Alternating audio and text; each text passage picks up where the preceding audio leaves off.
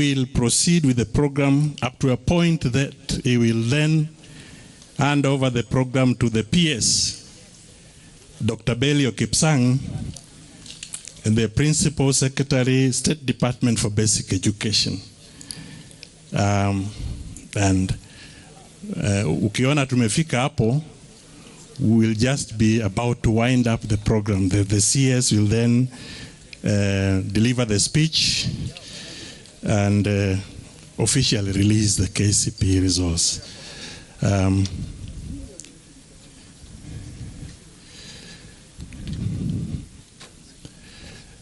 Dear guests, please be upstanding for the national anthem. Crucifixa Makunda will lead us in singing the national anthem and the East African Community Anthem. Yeah, once, yeah.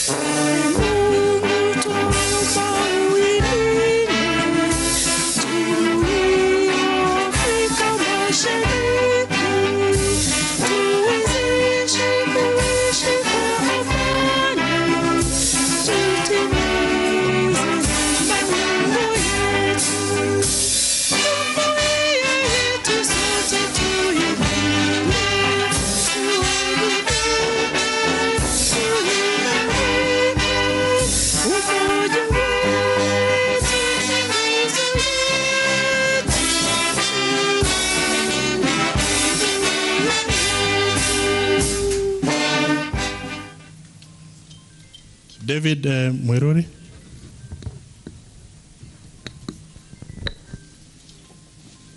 Let us pray. Our dear Lord and our God, we want to thank you this morning. We honor your holy name because of your goodness and kindness. Thank you for this day that you have given unto us, Father. We commit ourselves to you, Lord. We thank you for the gift of life. We thank you for our CS and all invited guests, oh God. How we commit all activities that we are going to have today into your hands, Father. They're going to be a blessing to our country, Kenya, and all Kenyans, wherever they are, King of Glory, and more particularly for the candidates that sat for the KCPE, Jehovah God. We want to thank you, Father, that God, you're going to guide us and give us the grace that we require to go through this program. We thank you and worship you. In Jesus' name we pray. Amen.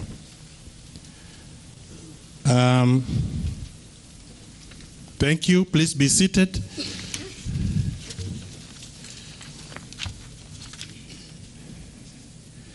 As I indicated earlier, there's a bit that I'll leave to the CEO to deal with. But as I start,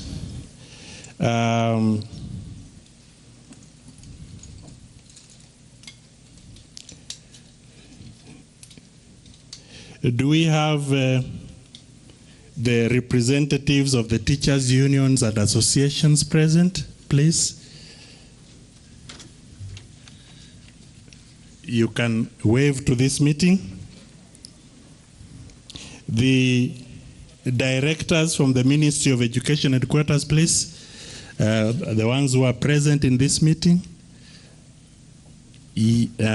Asanteni sana na mbarikie. The TSC directors present. I know we have a lot of activities still going on up to 23rd. So we appreciate the ones who are present.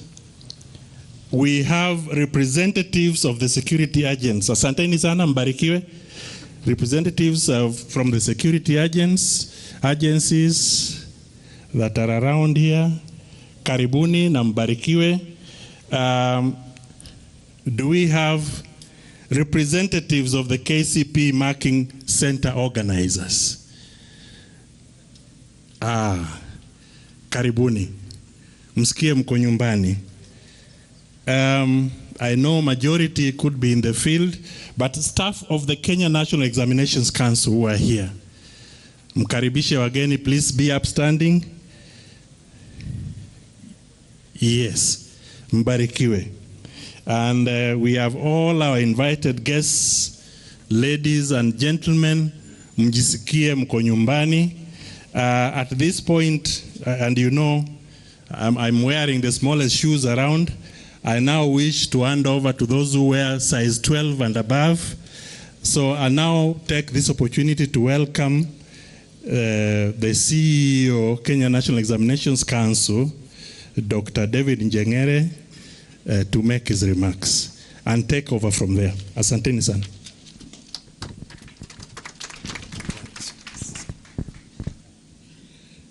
Thank you very much, Mr. Uchich. The Cabinet Secretary, Ministry of Education, Honorable Ezekiel Machogu. The Principal Secretary, State Department for Basic Education, Dr. Belio Kipsang. We are glad to have you back. The Principal Secretary, State Department for Higher Education and Research, Dr. Beatrice Inyangala. The Senator Education Standing Committee, Honorable Joe Nyoto. The Chairperson, NEC, Professor Julius Nyabundi. The CEO, Teacher Service Commission, Dr. Nancy Masharia.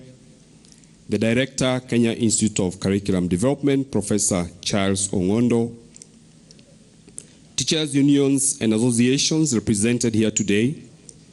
Council members, directors from the Ministry of Education headquarters, TSC directors present, representatives from security agencies, representatives of KCPE Marking Center organizers, staff of the Kenya National Examinations Council, all invited guests, ladies and gentlemen, good morning.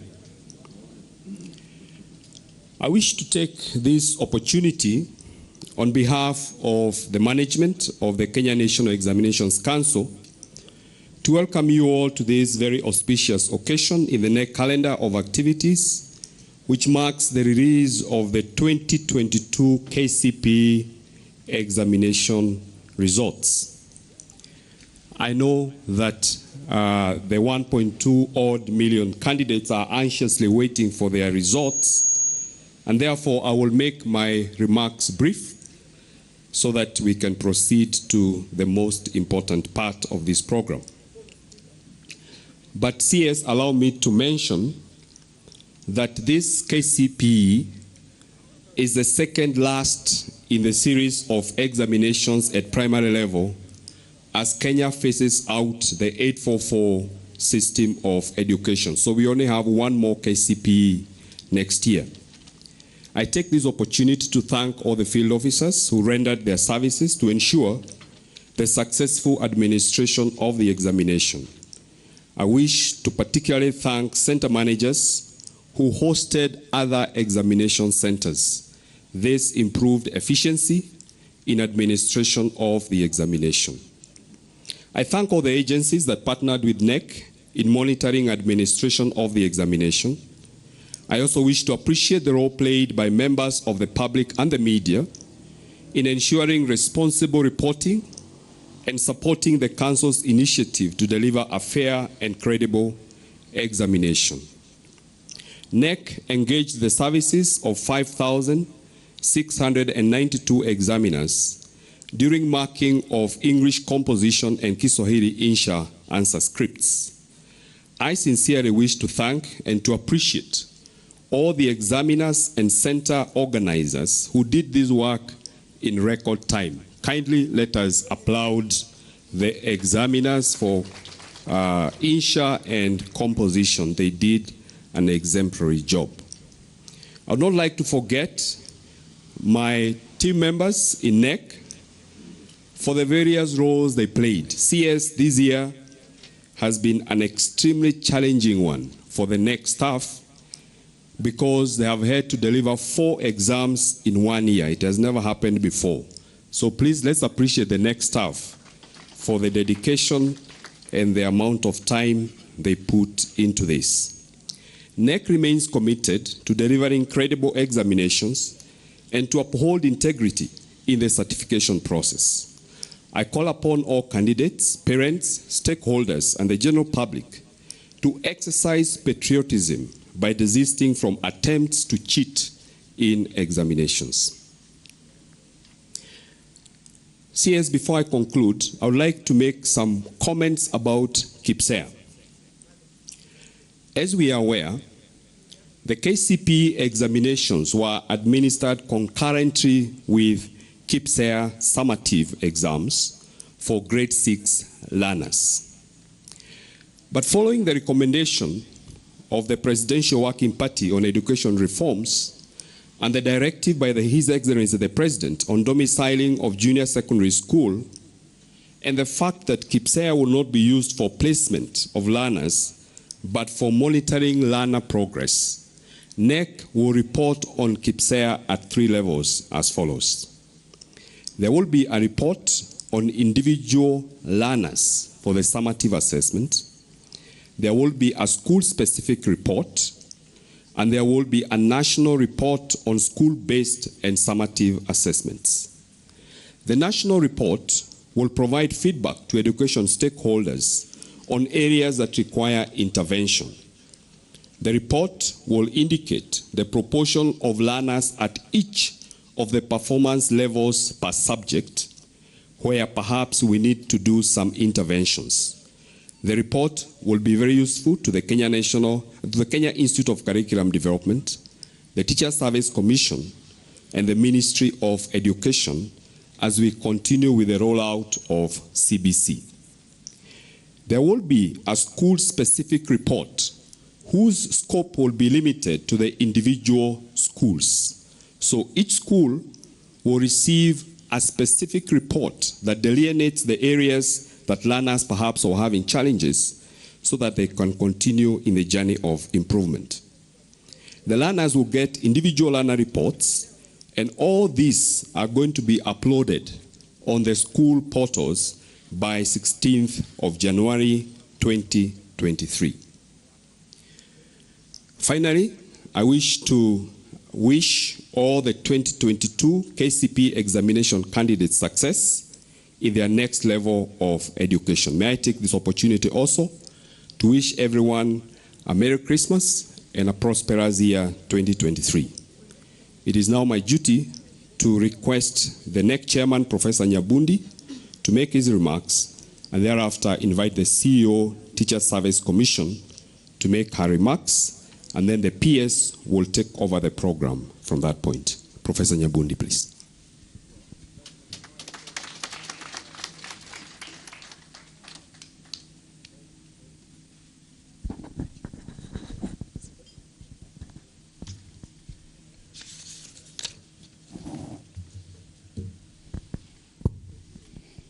The Cabinet Secretary, Minister of Education, Honorable Ezekiel Machogu, the Principal Secretary, State Department of Basic Education, Dr. Belio Kipsang, the Principal Secretary, Higher Education and Research, Dr. Beatrice Inyangala, the Principal Secretary, Technical Vocational Education and Training, Dr. Esther Moria, who is not here with us, she's gone for other duties.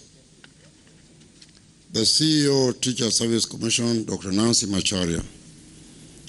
The CEO, KNEC, Dr. David Njagere, who has given a very able presentation of the situation here today. KNEC Council members present, or directors and other senior officers from Ministry of Education, directors and other senior officers from other ministries and Teacher Service Commission, representatives from teachers' unions, including NAT, KUPET, KEWATA, the Kenya Private School Association, the Kenya National Parents and Teachers Association, the heads of Association for Primary and Secondary Education present, members of the media fraternity, ladies and gentlemen. I take this opportunity to welcome you all to this important occasion when we release the 2022 KCPE examination results. The Cabinet Secretary, sir, allow me at this very early opportunity to introduce members of Kenya National Examinations Council who are here today. These include, of course, none other than the PS Education, Dr. Bello Kipsang, the CEO TSC, Dr. Nancy Macharia, the Director of KCPE, Professor Charles Ongondo, the Director, Ministry of Education and Quality Assurance, Madam Evelyn Owoko, Mr. Festus Kinguri from Treasury, Mrs. Rosemary Saina, Mr. Martin Okio, Professor Eric Ogur, Dr. Fred O. Spotter, Colonel Leonard Owambo, and Arthur Kiragu. Last but not least, of course, is Dr. David Nyegere. From the composition of this council, you can see the importance that the government places on examinations in this country. Mr. Cabinet Secretary, sir, the Kenya National Examinations Council has continuously upheld its commitment to ensure credibility of national exams. It is in this spirit that we wish to assure Kenyans that the 2022 KCPE examination processes were carried out in a professional manner and in accordance with our regulations and procedures. As we stand here, therefore, the Council can confidently assure the public that the results that the candidates are about to receive are credible and are a true reflection of the candidates' individual performances and achievements. Notably, sir, the 2022 cohort of candidates marks the end of the compressed school year that was necessitated by the COVID-19 pandemic of 2020. This was a difficult period, and while KNEC has worked under constrained circumstances, it has been able to deliver the examinations, especially this series where the TVET teachers and school examinations were running concurrently. So I want to appreciate the candidates, parents, and all stakeholders in the education sector for the understanding and patience that they have accorded KNEC in the last 2 years as we worked to recover the school calendar. Gradually, from 2023, we will see the resumption of the normal school calendar. I wish to thank the Cabinet Secretary, Honorable Ezekiel Machogu, for the support and leadership he has provided to our team, which has enabled the Council to deliver its mandate, that is, delivering credible examinations. Sir, KNEC has made strides in innovations and infrastructural development in its systems and processes to ensure resources are effectively utilized, enabling the Council to deliver credible national examinations to all the candidates in Kenya. I further take this opportunity to thank you, sir, for presiding over this auspicious occasion. I now wish to take the opportunity to wish all a Merry Christmas and Happy 2023, and to invite the Dr. Macharia, the TSC CEO, to present her remarks.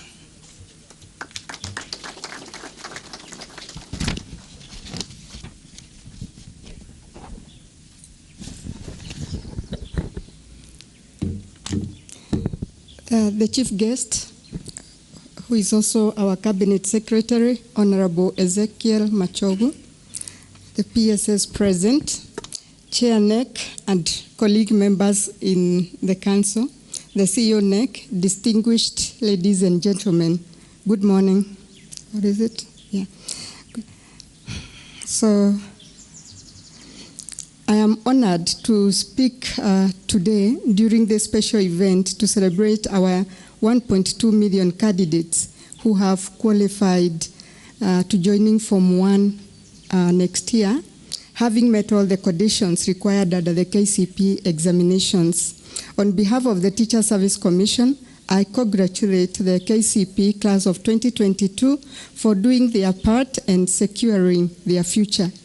I also want to take this chance to thank all our teachers, both in public and private schools, the majority of who participated in the invigilation, supervision, and marking of the examinations.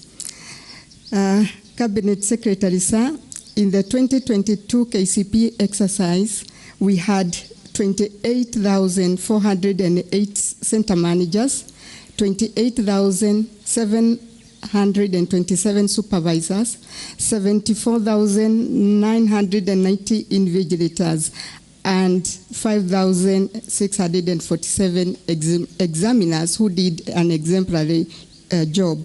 I congratulate all the staff and encourage them to keep up with the good spirit in line with the Code of Regulation for Teachers.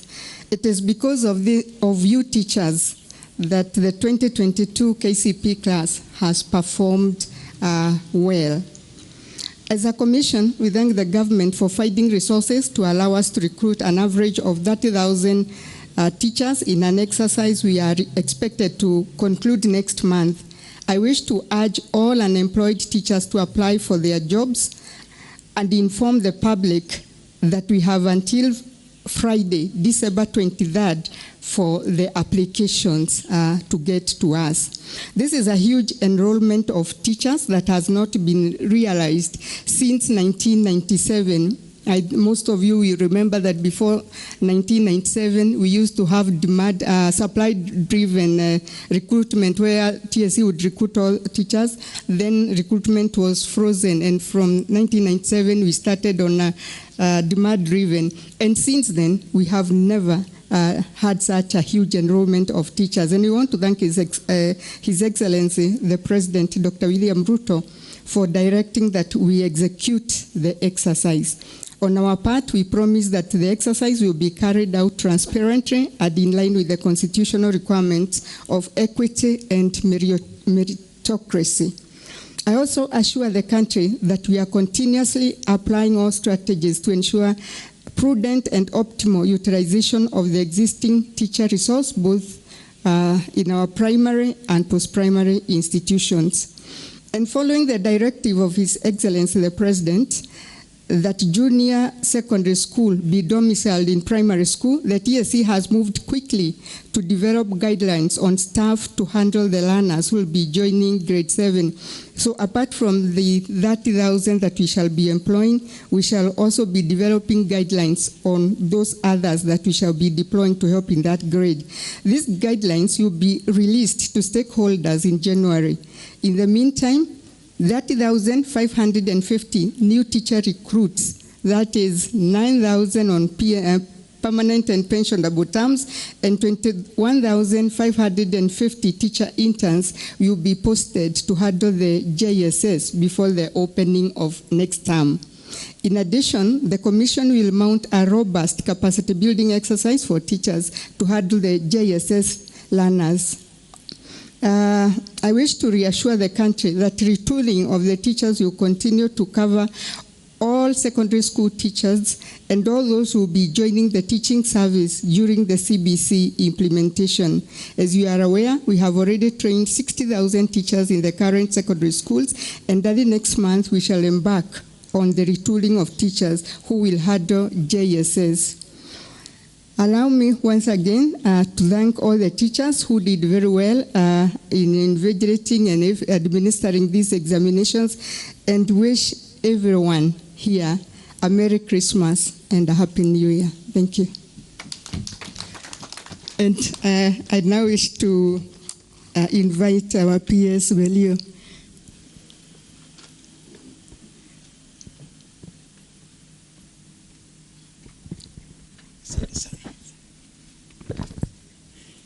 Asante sana Nancy, the Cabinet Secretary, Honorable Ezekiel Machogu, my colleague PS, and I will request PS Beatrice Imanyala to stand so that we can acknowledge and appreciate her. Petrus is our PS for higher education and research.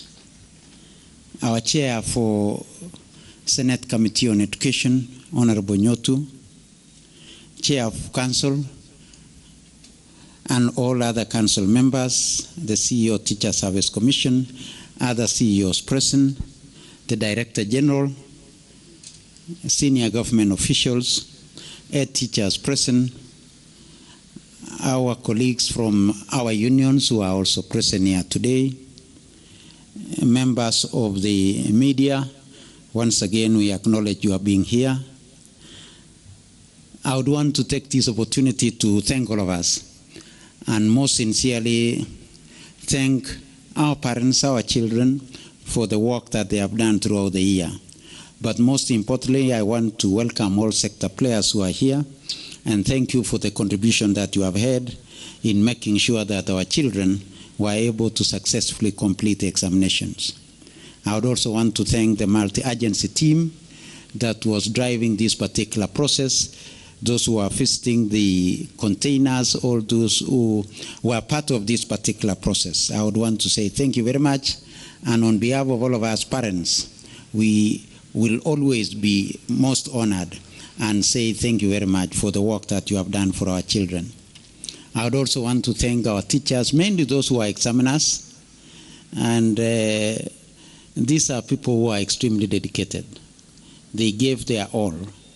On the Jamhuri Day, 12/12, while we were all celebrating the Jamhuri Day, these dedicated teachers were marking examinations. Some of us, we visited them with the cabinet secretary in the evening, and they showed a lot of dedication and love for our children. So let's appreciate them. Once again, I would want to assure all of us, as the cabinet secretary would say, my work is very simple because the chair of council has already talked on behalf of all of us as council members. Being a council member, what he has said is what we acknowledge and we all appreciate as council members. The remarks which were given by the CEO Teachers Service Commission captures all that we do in the sector, and therefore she has already talked about the teachers on behalf of all of us in the sector. And most importantly, my boss, the cabinet secretary, will now come and say more on the sector. So once again, I would want to make our commitment that we shall continue with 100% transition of our candidates who have done KCPE. Already the CEO has captured the spirit of CAPSEA. I would not want to go back there, but we are prepared for them as they transit to junior secondary in our primary schools as guided by the President. Finally, I would, before I give out my congratulations for the young ones and invite the Cabinet Secretary, I would want to take this opportunity to welcome the Senator from Murang'a, who is also our chair for Education Committee in Senate, to greet all of us and also convey his message to our candidate. Karibu, Mheshimiwa.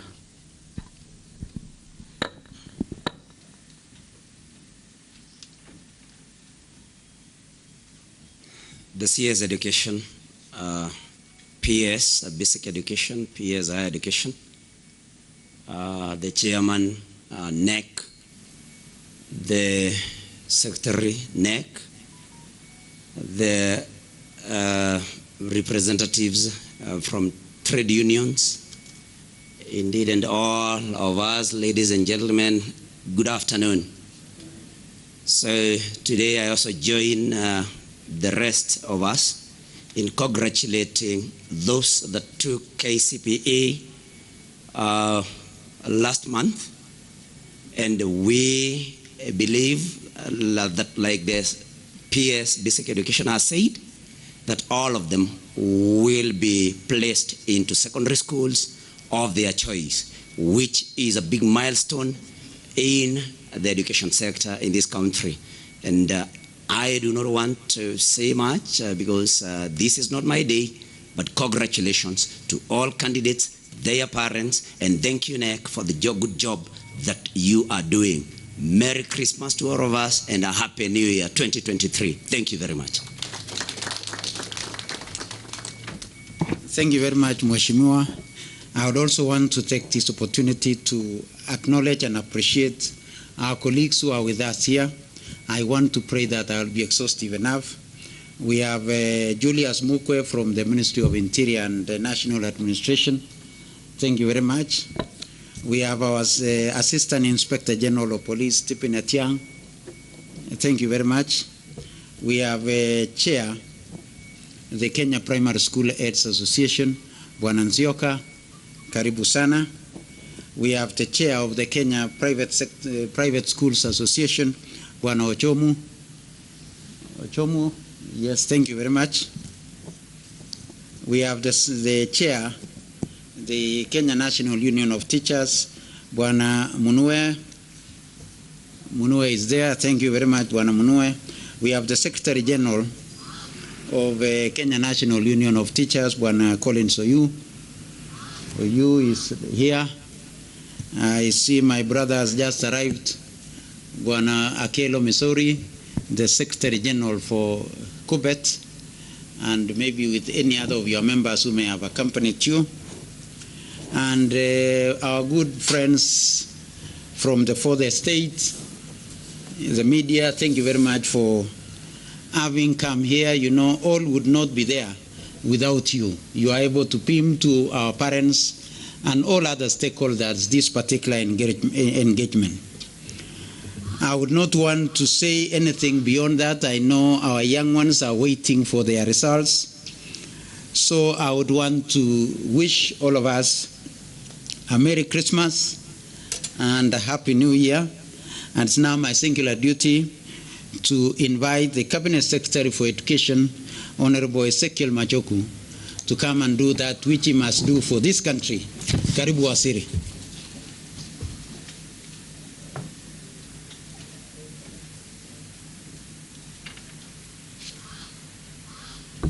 Thank you. Please be seated. Yeah, thank you very much. Principal Secretary is present.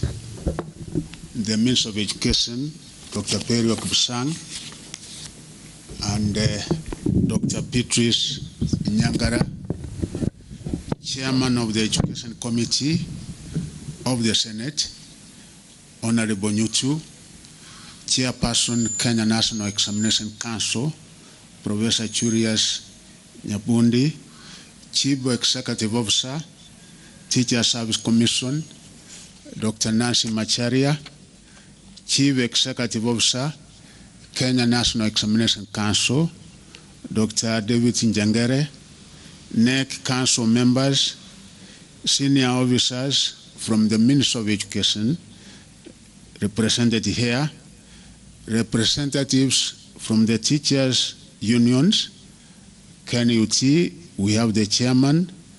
Thank you, Chairman Munue, Secretary General, Corins, thank you. The chair, Kipsa is also here. Charles Ochome, thank you, welcome. Kipsa Chairman, Johnson Nsioka, thank you. And officers from the Ministry of Interior, Julius Mukwe, the Assistant Inspector General, Etiang Kupet, my friend, Secretary General Akero, welcome, and the members of the Fourth Estate, welcome. I am today standing before you to make perhaps my most significant address to the nation since His Excellency the President of the Republic of Kenya, Dr. William Samoei Ruto, appointed me Cabinet Secretary for Education nearly 2 months ago. Over these 2 months, I have taken time to personally consult widely over the status of our education sector, which is arguably one that attracts interest from every household. For in every home, there is a child. More importantly, my appointment immediately drew me to the deep of the sector with the national examination season racking and the need to clear the matter that was the grade 6 cohorts transition to junior secondary school under the competence-based curriculum. By good fortune, the head of state, in keeping with his promise as outlined in the education charter of Kenya Kwanza Manifesto, stepped in with a brilliant decision to appoint the Presidential Working Party on Education Reforms. By dint of the team's preliminary report, the President has already directed that the junior secondary school be domiciled in the existing primary schools. What did this masterstroke decision of President mean?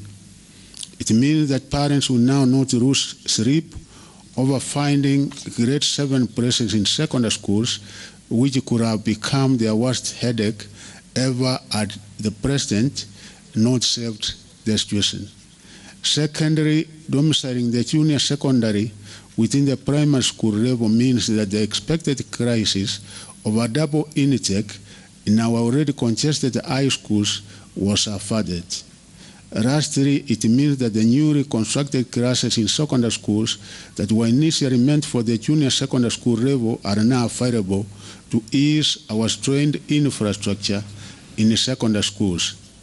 We therefore expect to have a relatively peaceful path to the achievement of the 100% transition policy of government during the Form 1 admission next year. Amid the smooth administration of the national examinations for 2022, I have, together with my top administration, subjected the sector into a quick baseline analysis with a view to finding an anchor upon which the new government can roll in its interventions. Based on this analysis, we have realized that for us to raise the sector performance a notch higher, we must anchor our management on the following. 1. Robust stakeholder consultations. As a ministry and working with the key agencies, we will work together with all sector players while embracing regular consultations and public participation in line with our Constitution.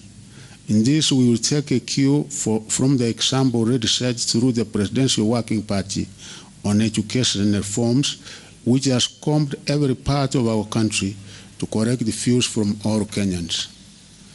2. Ensuring staff and technical officers work with the formidable teamwork. We will redouble our efforts to motivate our staff at the Ministry of Education for them to deliver service to Kenyans in one spirit. I promise to work with all stakeholders to ensure staff deployments, recognition and promotions are strictly based on merit and are carried out in strict conformity with Chapter 10 on values and principles of the Constitution. I am arrived at the fact that regardless of how smart our policies will be, they will always be doomed to failure unless our implementing staff are motivated to work well, since they sit at the execution desk and close at the consumers of our services. 3. Focused reform of policies and regulations. We are looking at the Presidential Working Party to make recommendations about laws, policies, and regulations in our sector. We have seen a number of attempts to amend some of the existing laws, policies, and regulations, a few of which are currently pending before the National Assembly. Under my stewardship of the sector, we will carefully consult with all stakeholders with a view to driving the reform processes to a decisive and logical conclusion based on the recommendations of the Working Party. We will appeal on the respective committees of the National Assembly and the Senate to be patient with us as we will regularly knock on their doors as we seek these legal and policy reforms. Inevitably, many of the expected reforms will stem from the recommendations of the Presidential Working Party when it completes its work early next year. This being my inaugural function for the release of KCPE examination results, I feel ready that we have successfully administered 2 national examinations concurrently at the primary school level, and the results for the KCPE examinations are ready within a period of 20 days. I wish to thank His Excellency the President, Dr. William Samoei Ruto, for his leadership and support during the conduct of the 2022 KCPE examinations.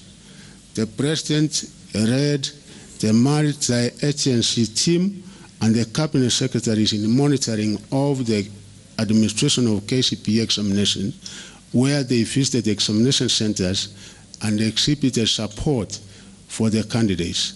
My Cabinet colleagues praised the morning code to be at the examination containers in solidarity with the contracted personnel, approved that the current administration is determined to maintain a credible national examinations. I also thank our teachers for their instrumental role in the preparation of candidates and the participation in the administration of the 2022 KCPE examination. I applaud the center managers, supervisors, invigilators, examiners, sub-count directors of education, deputy county commissioners, and security officers who played exemplary roles in helping us deliver a credible examination. In his recent directive on the domiciling of grade 6, 7, and 8, His Excellency President William Ruto ordered the Ministry of Education to provide further guidelines on the transition. Following this directive, I formed a multi-agency committee to draft the guidelines that will guide the transition. Specifically, the committee is expected to draft the guidelines that will effectively ensure a seamless transition from primary school grade 6 to junior secondary school, facilitate effective leadership and management of junior secondary school, promote consistency in the implementation of the junior secondary school curriculum, including teaching and learning and assessment, ensure the provision of adequate, appropriate, and safe physical infrastructure and a runner-friendly environment for all runners, including those with special needs and disabilities. Ensure the provision of adequate and well-prepared human resources to facilitate curriculum delivery for junior secondary school. Finally, outline the roles and the responsibilities of key stakeholders in the implementation of the various components of junior secondary school. I expect to hold a meeting with all stakeholders in January 3rd, 2023 to consider and release the guidelines so they can provide a roadmap to all players as they prepare for the junior secondary school. Already the Kenya Institute of Curriculum Development has released the grade 7 curriculum designs and instructional materials for use at the junior secondary school level. Arising from the presidential directive and cascaded to the Kenya National Examination Council by myself, the Kenya Primary School Education Assessment will not be used for placement of the runners in a junior secondary school. The KCPE report will, however, be part of the process of monitoring of runner progress. I have directed the Kenya National Examination Council to upload the report of the assessment on the school portals in January 2023 to enable schools to develop strategies of further learning and teaching. As is the government tradition, all the candidates whose results I'm releasing today will be admitted to Form 1 under the 100% transition policy. There should be no case of any parent or guardian keeping their children at home when admission to Form 1 are opened up, as this is against the constitutional requirement. Since the country experienced the COVID-19 pandemic, which occasioned a prolonged closure of schools, the government has been running a heavily constricted and reorganized school calendar in a spirited attempt to restore the normal term dates. This reorganization of school term dates has come at a heavy cost to parents in terms of pressure to clear school fees within short intervals, teachers having heavy workloads, while runners have had to cover more content within extremely short time. I wish to particularly single out the 2022 KCPE cohort, whose examination results we are releasing today. When COVID-19 hit our country in March 2020, the cohort was in Standard 6 and only resumed their classes upon the full reopening of schools in January 2021.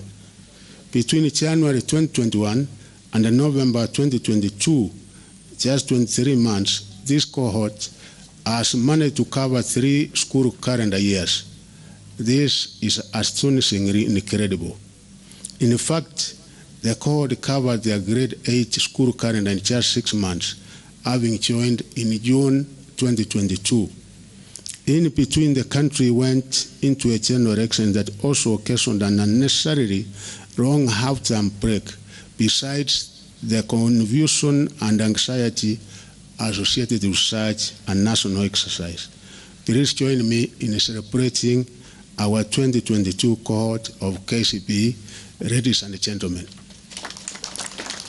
I wish to thank all the stakeholders, especially parents and teachers, for withstanding the financial and the teaching pressures. Respectively, they came with their shorter school terms as forced upon us by the COVID-19 pandemic. Thanks to all your concerted efforts, we will, from January 2023, revert to our normal school calendar. The ministry is determined to place the 2022 KCPE candidates in secondary schools as soon as possible to give parents adequate time to prepare them for their admission to Form 1. The actual Form 1 selection exercise for all categories of schools will be concluded on January 16, 2023. A total of 1,233,852 candidates sat their 2022 KCPE examination in 28,408 centers across the country. These candidates will be allowed to start their secondary school journey as they have all qualified to be admitted to Form 1. Congratulations to the class of 2022 for your spirited academic campaign that defied the triple challenge of a general election, COVID-19, and shortened school calendars. Of these candidates, 620,965, that is 50.32%, were boys, while 612,887, meaning 49.67%, were girls, a clear indication that our country has achieved gender parity at the primary school level. In the 2021 KCPE, 1,214,031 candidates sat their examination. According to the data, 4 counties had a significant entry of more male than female candidates. These were Turkana, Garissa, Wajir, and Mandera. On the other hand, Marsabit, Isiolo, and Meru had a significant entry of more female than male candidates in the examination. The number of candidates who sat the examination in hospitals in 2022 was 147, compared with 166 in 2021. All these candidates will also progress to Form 1. The number of registered candidates who were 12 years and below declined from 33,627, meaning 2.74% in 2021, to 31,494, meaning 2.53% in 2022, indicating that parents and schools are on the right path of enrolling children in school at the right age. The counties which had the highest percentage entry for candidates who were 12 years and below for the year 2022 KCPE examination were Baringo, Wajir, Kericho, Bomet, and West Pokot. The highest number of candidates were in the appropriate age bracket of 13 to 15 years, were 885,162, meaning 71.13%, a trend that has been replicated in the last 5 years. The counties which had the highest percentage of candidates who were 18 years and above were Garissa, Turkana, Kilifi, Kwale, and Mandera. In the 2022 KCPE examination, Overall performance improved compared to 2021, despite the typical situation that faced this cohort of candidates. The mark of the highest candidate rose 4 points from 428 in 2021 to 431 in 2022. Another positive indicator of better performance by the candidates was in the mean average performance.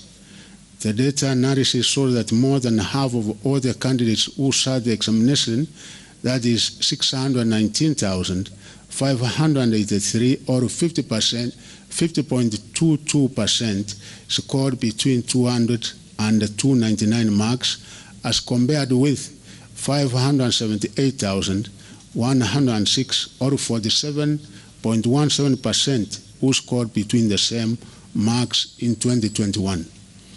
We are therefore very impressed with the KCPE examination class of 2022 for performing very well and raising the standards of the main performance. Additionally, whereas 1,170 candidates scored between 1 and 99 marks in the 2021 KCPE examination, that number has gone down to only 724 in the year 2022 examination, despite the rise in overall candidature in the 2 years. This was an indicator that most candidates scored better grades than the previous year. In particular, I am impressed that 39 candidates with special needs scored 400 marks and above, compared with only 2 in 2021. The first candidate with special needs scored 419 marks more than the top candidate in 2022, who scored in 2021. Overall, we have been impressed that 4 papers recorded an improvement in performance in the year 2022 when compared to 2021. These are English language, Kiswahili Lugha, Kiswahili Insa, and Kenyan Sign Language. However, 6 papers, English Conversation, Kenya Sign Language Conversation, Mathematics, Science, Social Studies, and Religious Education, recorded a drop in performance in 2022 compared with 2021. Female candidates performed better than their male counterparts in English language, Kiswahili, and Kenya Sign Language. Male candidates performed better than their female counterparts in mathematics, science, and social studies, and religious education. I wish to direct the quality assurance and the standards to find ways of addressing the gaps that might be causing the performance of each agenda, as there seems to be a pattern where girls beat boys in specific subjects each year and vice versa.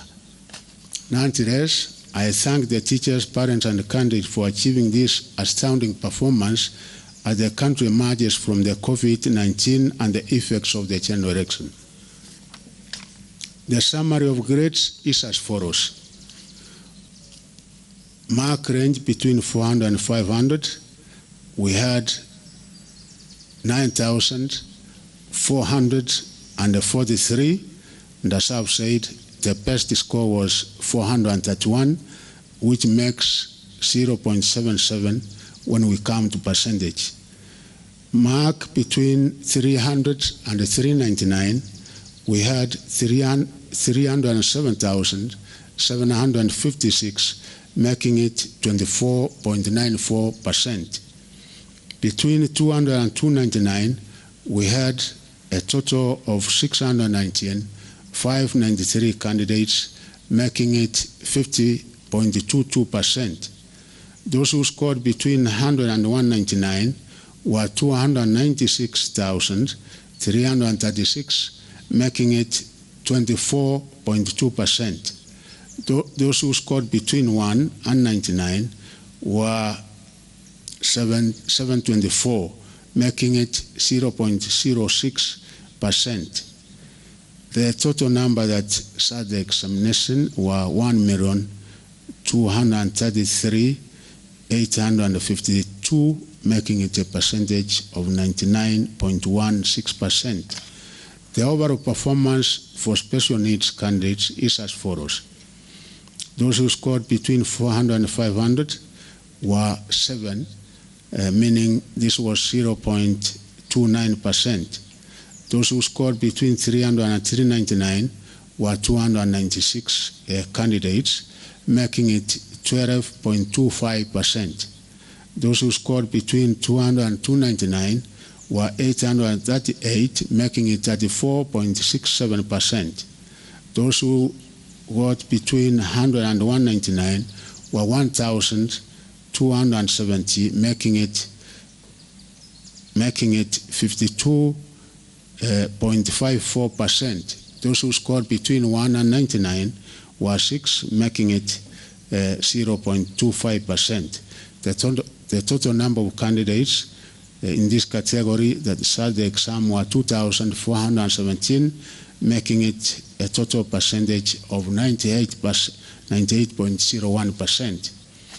The combined efforts of the multi-agency examination team of the Ministry of Education, Ministry of Interior, Teacher Service Commission, National Administration, ICT, and Digital Economy helped to ensure that the 2022 KCPE examination was free of malpractices.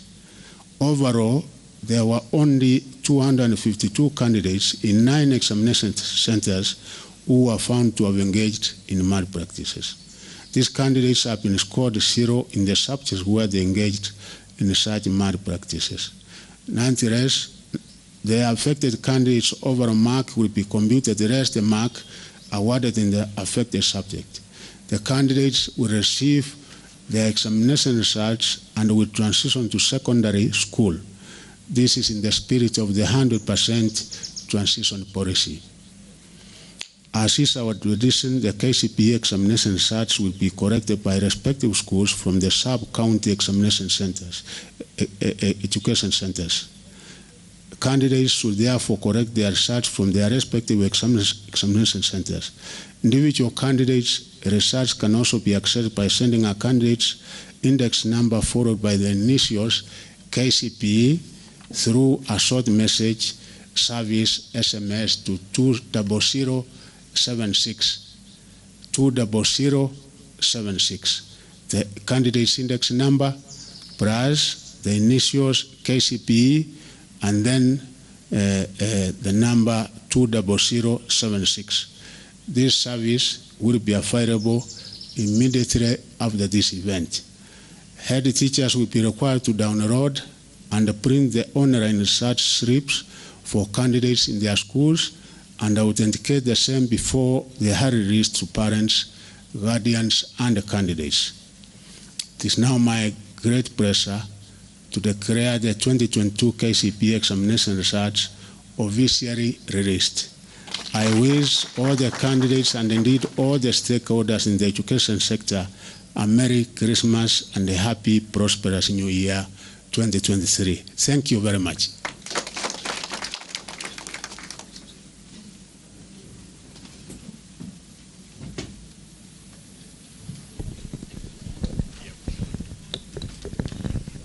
We now move to the official release of the KCPE results.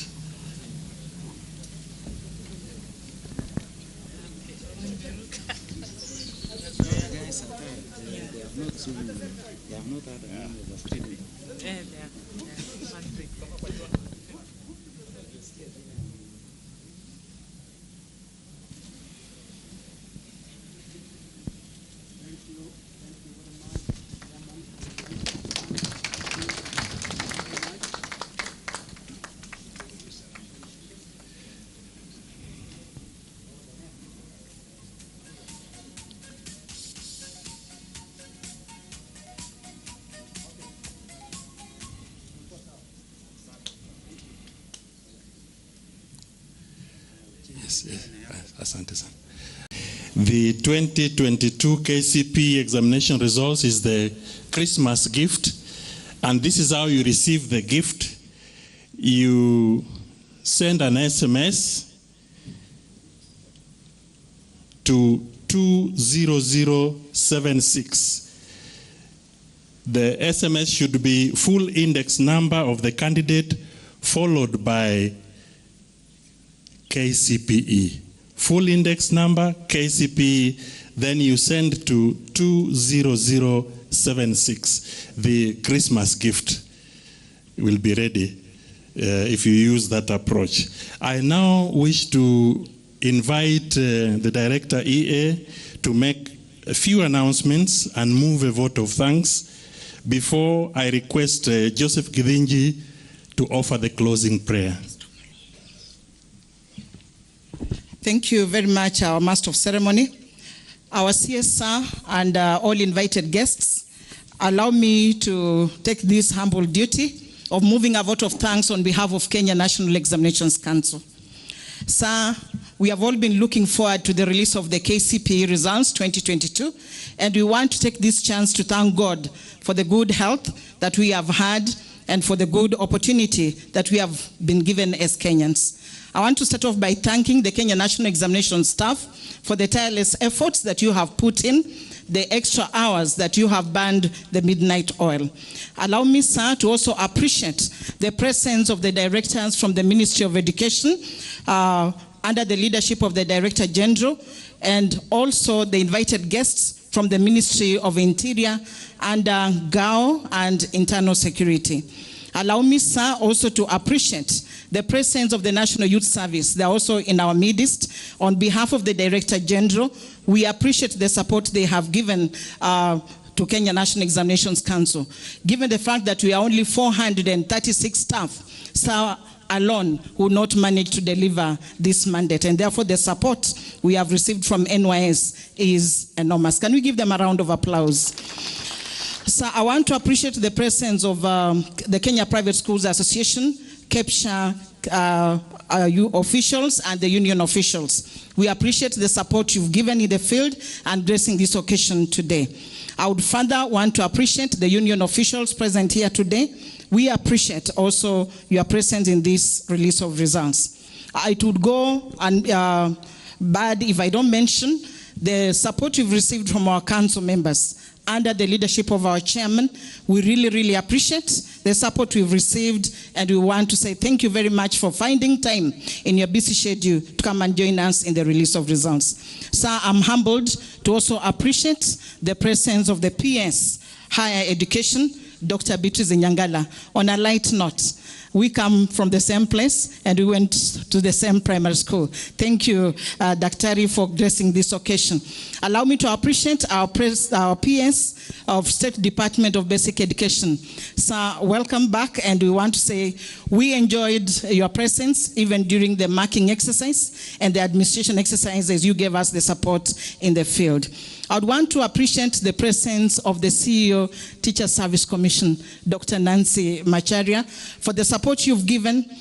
KNEC alone would not do it without the support of the teachers, as already mentioned by our speakers. Madam, we are very grateful, and indeed, we are always indebted to the Teacher Service Commission. Even when we give you a short notice, you've always released the teachers with gratitude. We want to say thank you so much. I would want to mention that, sir, we are today indeed very grateful for the presence of the chairman of the Committee on Education from Senate, Honorable Nyutu. Sir, thank you for coming, and thank you for gracing this occasion. Without forgetting to mention the media. I know they were here pretty early, and like you've always done, you've always given us leadership and given us guidance to enable you cover this function for all the Kenyans. We are indeed very grateful, and thank you also for gracing this occasion. I'd want to mention our CEO, Dr. David Jengere.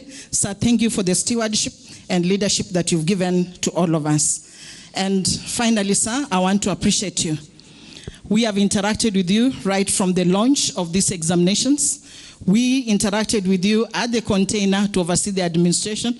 I would want to say partly you also became the direct examination administration. We have also interacted with you at the marking centers. And even late in the night, we know you are checking on us and just finding out how far we are with our PS. I want to say thank you so much for the leadership you've given, and thank you so much for the guidance that you continue to give. At this point, sir, I'd want to announce that we would have refreshments, and all of us will be given guidance by our ushers They will be showing us the direction of wherever we'll be going to. With that, I want to say thank you so much, and Merry Christmas and a Happy New Year. God bless you. God bless Kenya. Thank you. Thank you so much, Director Imelda Baraza. A small change, I'm told the closing prayer will be offered by Pastor and Penguin Jacob Omulo.